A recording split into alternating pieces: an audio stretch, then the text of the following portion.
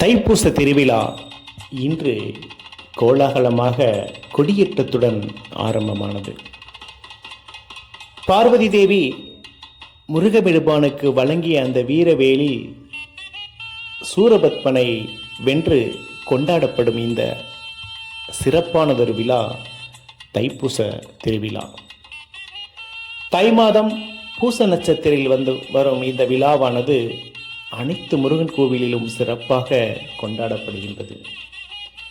இன்று விராலிமலை அருள்மிகு சுப்பிரமணிய சுவாமி திருக்கோயிலில் பல்லாயிரக்கணக்கான பக்தர்கள் முன்னிலையில் சிவாச்சாரியின் வேத மந்திரங்கள் முழங்க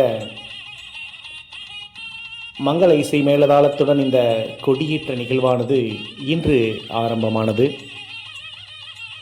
11 நாட்கள் நடக்கும் இந்த நிகழ்வு 9வது நாள் திருத்தேரோட்டம்.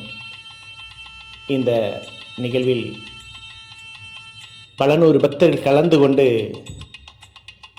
முருகபெருமானை தரிசித்து கொடியேற்ற நிகழ்வுகளையும் தரிசித்தனர்.